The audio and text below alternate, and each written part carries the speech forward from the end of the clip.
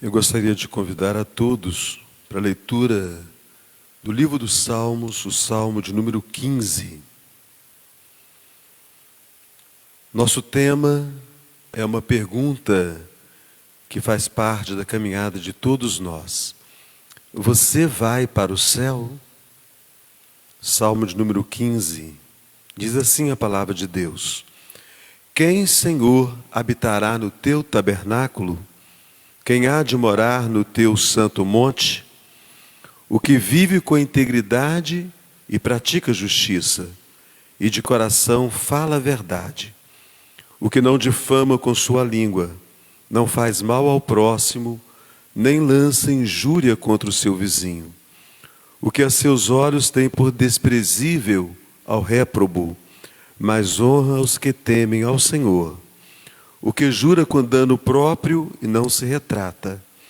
O que não empresta o seu dinheiro com usura, nem aceita suborno contra o inocente. Quem deste modo procede, não será jamais abalado. Bondoso Deus, aplica o ensino da Tua palavra a nós, nesse instante. Assim eu oro no santo nome do Senhor Jesus. Amém.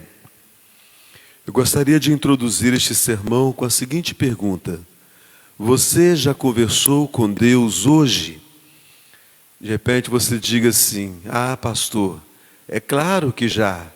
Eu já orei hoje. Mas não é de uma oração institucionalizada que estou falando.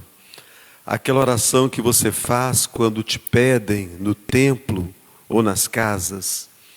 Eu não estou falando daquela oração antes das refeições e nem daquelas que fazemos antes de deitar, que muitas vezes não chega nem ao amém, tamanho cansaço do dia. Estou falando de abrir o coração diante de Deus, de falar com Deus como um filho fala a seu pai, de chorar, cantar, clamar, perguntar, silenciar, ouvir. Estou falando de fazer perguntas profundas sobre a vida, sobre o coração, sobre a eternidade. E o Salmo de número 15 é exatamente isso. Um diálogo sincero entre o salmista Davi, o homem segundo o coração de Deus e o próprio Deus. O salmo começa com uma pergunta solene, seguido de uma resposta divina, e se encerra com uma bela promessa. Eu quero pedir liberdade para começar de forma invertida a exposição dessa porção das Escrituras. Vamos começar pela resposta que Deus dá a Davi. Vamos chamá-la de uma resposta magnífica, pois trata de uma resposta divina. É o próprio Deus respondendo ao seu servo. E esta resposta, meus queridos irmãos, ela se apresenta com duas condições para os seus ouvintes: o que fazer e o que não fazer. Vejamos o que fazem aqueles que são chamados para habitar com Deus. Em primeiro lugar, vivem com integridade, porque a primeira parte do versículo 2, de onde se inicia a resposta de Deus, diz: o que vive com integridade. A palavra hebraica tamim, traduzida como integridade, ela foi usada anteriormente em uma importante porção das Escrituras para um grande personagem, no livro de Gênesis, acerca de Abraão. Então, com o grande patriarca, Deus disse assim: anda na minha presença e sê perfeito. Então, a palavra usada para integridade, ela foi traduzida quando Deus falou com Abraão para o vocábulo perfeito. Percebe então, meus queridos irmãos, como é forte a ideia de integridade? Integridade tem o sentido de inteireza, completude, sinceridade, saudável ou sadio, alguma coisa sem culpa. Alguém diz que a integridade é o que somos quando ninguém está olhando. É viver sem compartimentos secretos, meus irmãos, na nossa alma. A integridade não é perfeição absoluta, mas é uma coerência entre aquilo que se crê e o que se vive. Daí, com tristeza, nós podemos dizer que muitos irmãos e irmãs nossos não têm vivido de forma íntegra, porque diz crer de uma maneira, mas vive de forma oposta àquilo que tem professado. O íntegro, quando está fora do ambiente de culto, quando está fora aqui do templo, desse momento de culto, de adoração pública, ele é a mesma pessoa. Quando os irmãos não estão olhando, ele continua a ser aquele mesmo crente, fiel e comprometido com Deus. Quando entra no seu quarto e fecha a porta, ele não se esquece de quem é, ele não se esquece quem é, ele não se esquece para onde vai, ele continua a ser a mesma pessoa, ninguém está olhando, mas ele continua crente. E meus irmãos, pode parecer difícil, mas o Senhor Jesus é que ecoa para nós este ensino. Quando no Evangelho de Mateus desafiou aos seus discípulos e também a nós hoje dizendo: sede vós perfeitos, como perfeito é o vosso Pai Celeste. As Escrituras nos apresentam a história de Jó. Todos vocês sabem que Jó foi descrito como homem íntegro e reto, homem que era temente a Deus, homem que se desviava do mal. A integridade de Jó foi colocada à prova e ele permaneceu como ele era diante do Senhor. Então eu digo que ser íntegro é resistir à tentação de uma vida dupla, porque quem deseja morar com Deus deve cultivar um caráter irrepreensível, mesmo quando está fora dos holofotes, ou seja, quando ninguém está vendo. A segunda característica, resposta de Deus para Davi e para nós, diz que aquele que vai habitar com Deus pratica a justiça.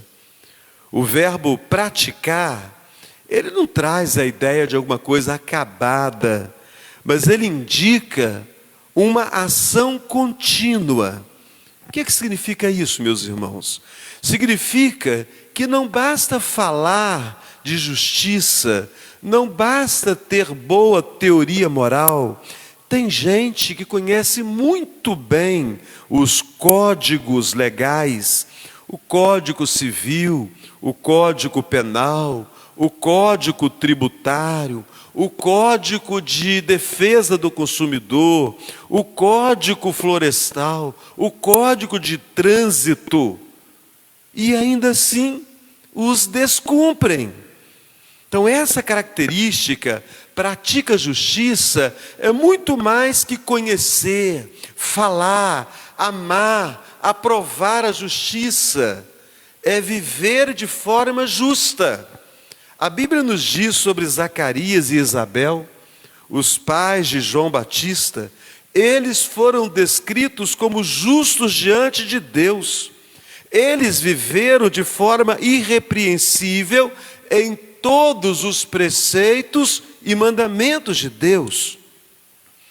Nós podemos dizer que assim como uma árvore saudável produz bons frutos, o adorador autêntico, ele manifesta a justiça em suas atitudes, em suas ações diárias.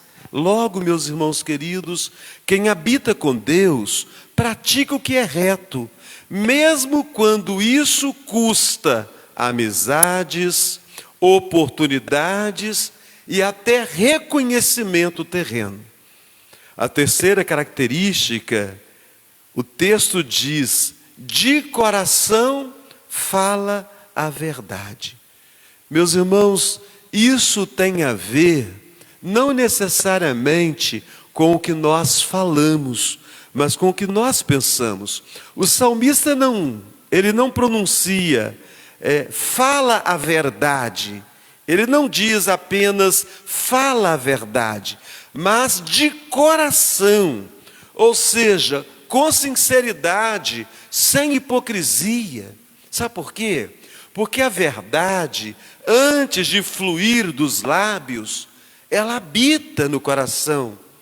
Não apenas é proferida pela boca, é apreciada, é cultivada no coração. Se a verdade dos lábios é importante, meus irmãos, muito mais a verdade no coração. Natanael foi elogiado por Jesus. Jesus disse acerca de Natanael: eis o verdadeiro israelita, em quem não há dolo.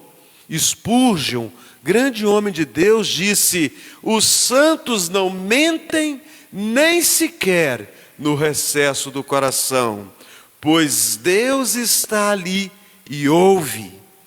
A quarta característica, o texto bíblico diz no versículo 4: o que a seus olhos tem por desprezível ao réprobo.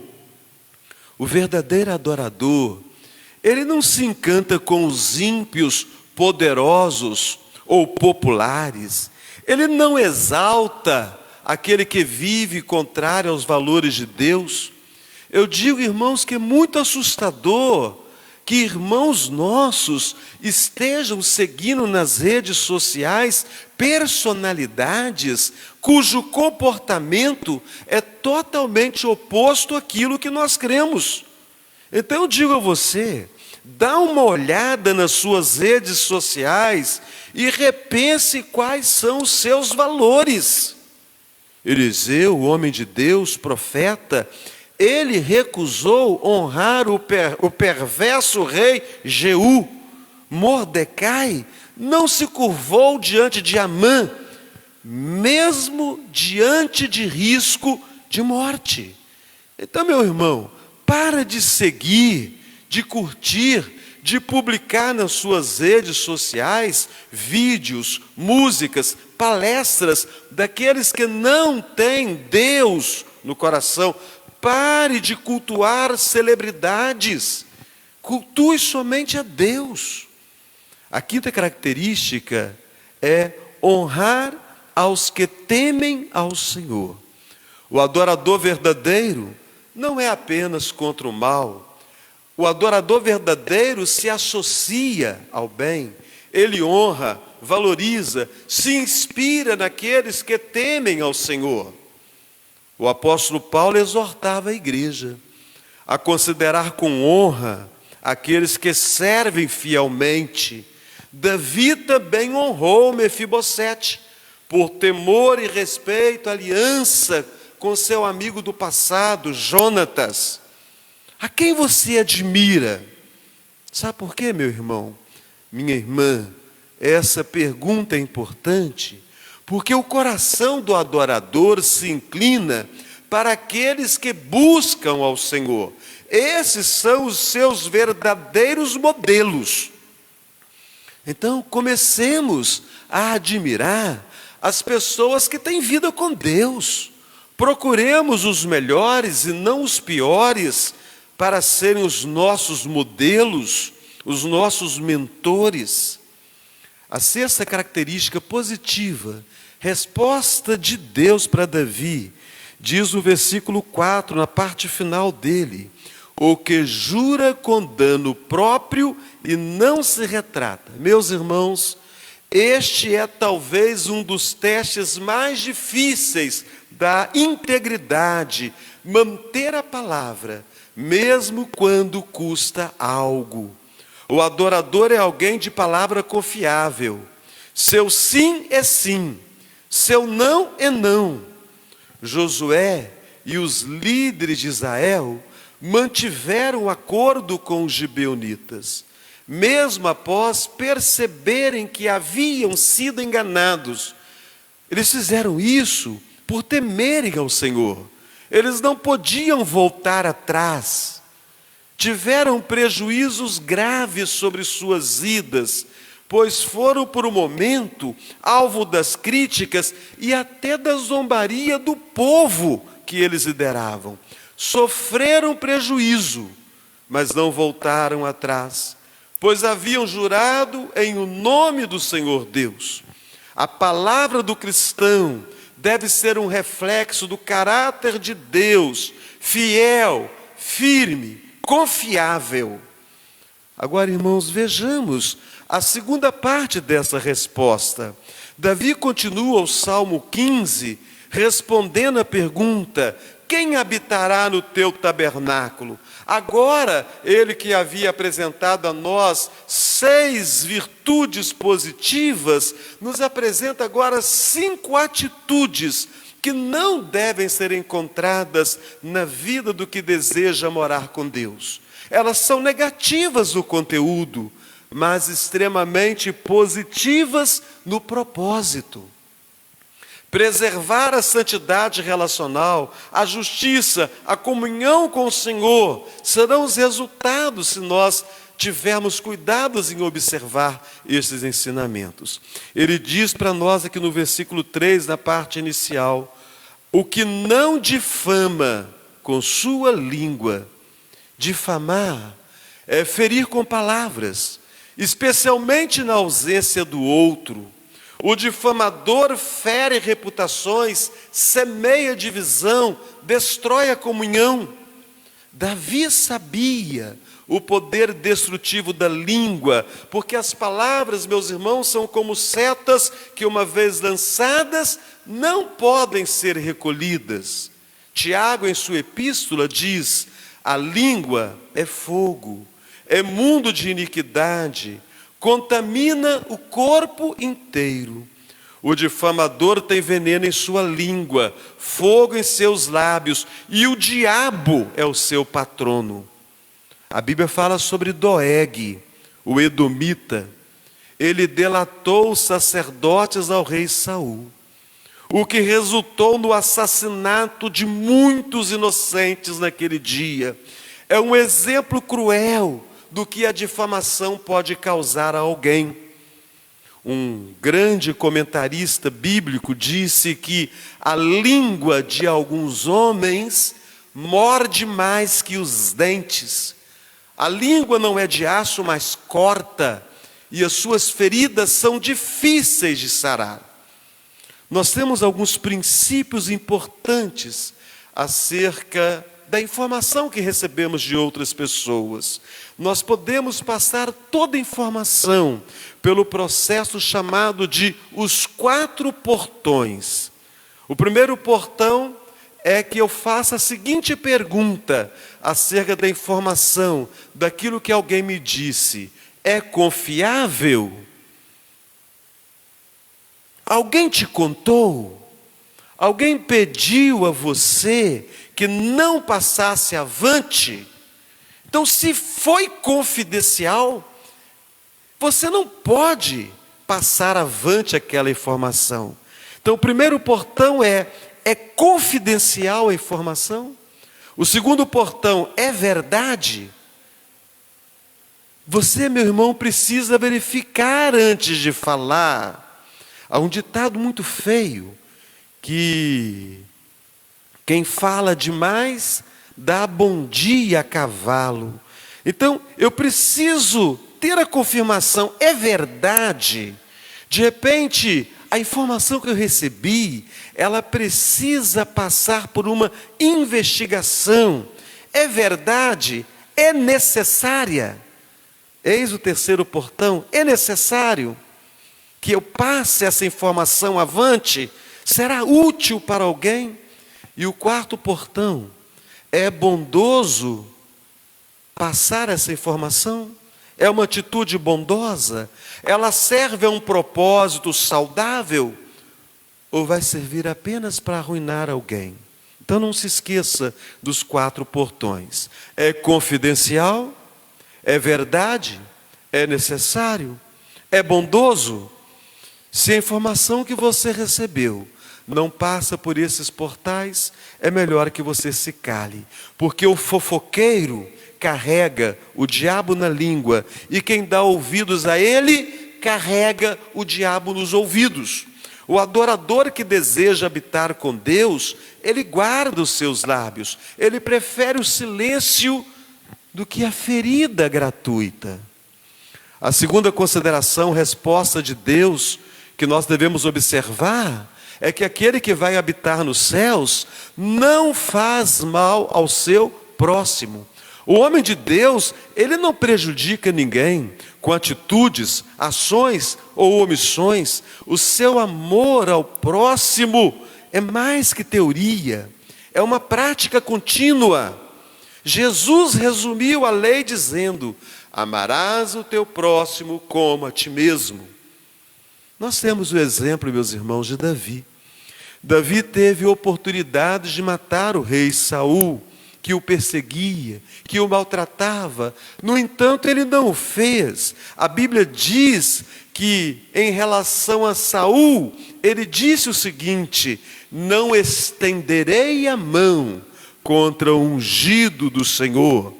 Ou seja, mesmo perseguido injustamente, Davi não retribuiu com o mal. Aqueles que refreiam a língua, meus irmãos, nunca darão licença para que as mãos ajam com violência. O verdadeiro adorador não age com violência. O verdadeiro adorador não age com vingança. O verdadeiro adorador não age com manipulação. Ele busca ser um canal de bênção, não um canal de dor. A terceira consideração que nós temos esse texto rico é que aquele que pretende, aquele que acredita que vai morar no céu, não lança injúria contra o seu vizinho.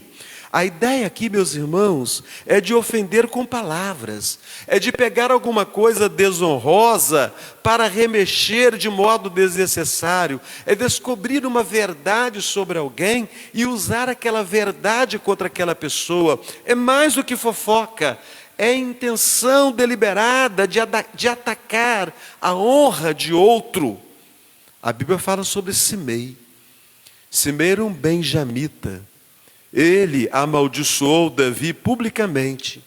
E Davi, mesmo sendo rei, suportou sem revidar, mostrando que os ímpios se exaltam lançando injúrias, mas aqueles que temem o Senhor se calam e esperam de Deus o socorro. O adorador verdadeiro prefere edificar a destruir. O adorador verdadeiro recusa propagar maledicência, mesmo que envolva verdades, mas verdades inconvenientes. Também, como resposta no versículo de número 5, o que não empresta o seu dinheiro com usura. A usura aqui não é o simples recebimento de juros, mas a exploração injusta, especialmente em momentos de necessidade, é lucrar com a miséria do outro, e isso é um pecado grave aos olhos de Deus. Em Êxodo diz assim: se emprestares dinheiro ao meu povo, ao pobre que está comigo, não te haverá com ele como credor que impõe juros. Nós temos o exemplo no Antigo Testamento de Neemias. Ele repreendeu os nobres de Jerusalém que exploravam os pobres com juros abusivos, e ele mesmo deu o exemplo, emprestando sem cobrar nada. O adorador, ele não vê o próximo como uma oportunidade de lucro. Aquele que tem certeza que vai habitar nos céus, ele usa os seus recursos para abençoar e não para oprimir.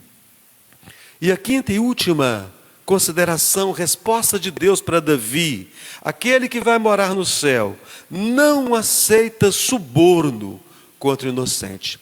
Aqui, meus irmãos, nós temos o pecado da corrupção, vender a consciência por lucro, usar o poder para oprimir.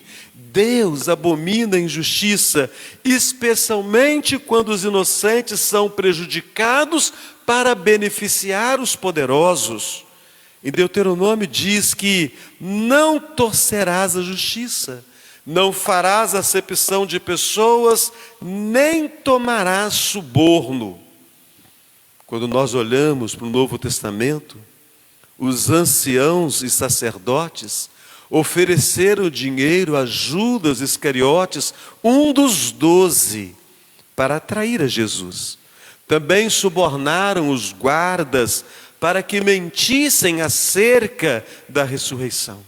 O adorador fiel, ele não se vende, ele prefere perder benefícios terrenos a atrair a justiça de Deus. Eu gostaria de fazer algumas perguntas para a sua reflexão. Primeiro, o que sai da sua boca tem edificado ou tem ferido? Segundo, você tem usado a sua influência e recursos para servir ao reino de Deus e servir ao próximo ou para explorar? Terceiro, nós aceitamos as coisas que Deus condena a fim de termos alguma vantagem? Vejam bem, irmãos, que o Salmo 15 descreve não apenas o que se deve fazer, mas também aquilo que se deve evitar. O adorador verdadeiro foge da maldade, foge da injustiça, foge da hipocrisia. A vida do adorador verdadeiro é marcada por palavras edificantes, por atitudes justas, por finanças honestas, por consciência limpa. E isso, meus irmãos, por causa de Jesus. Jesus viveu com integridade perfeita. Jesus foi chamado o justo. Ele nunca pecou. Jesus demonstrou amor até para com os seus inimigos. Uma vez que nós olhamos essa resposta magnífica, passemos agora para a pergunta que fez vir de Deus resposta tão extraordinária e que serve de ajuda para nós e confirmação de que, de fato, nós vamos habitar nos céus. Toda a estrutura do Salmo 15, meus irmãos, repousa nessa pergunta de Davi.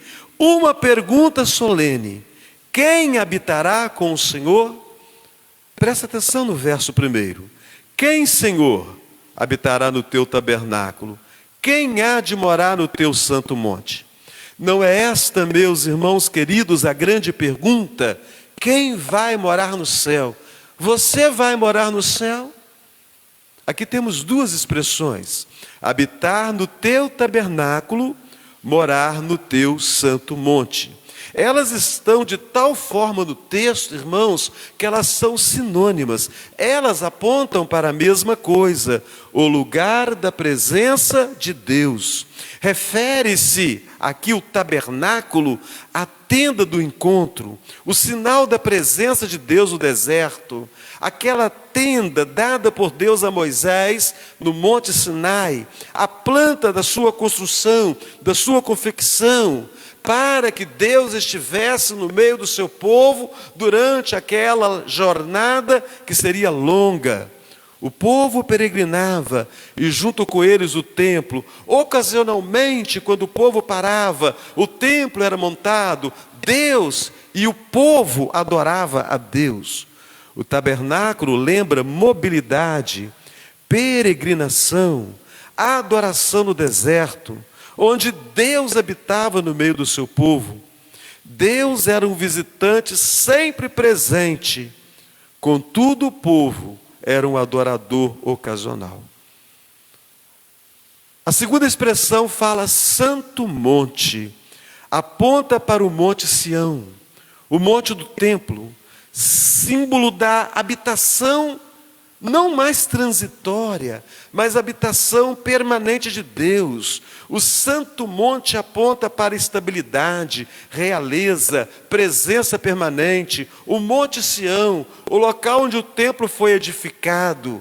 Nós temos uma progressão que nos mostra aqui que de um visitante ocasional para um residente espiritual, é o que Deus deseja de nós. Meus irmãos, Jesus é o Emanuel, o Deus conosco. Jesus não pode ser um visitante ocasional em nossa vida.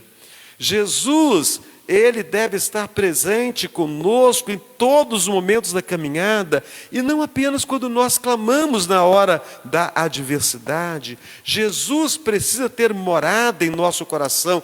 Ele é o Emanuel, Ele é o Deus conosco.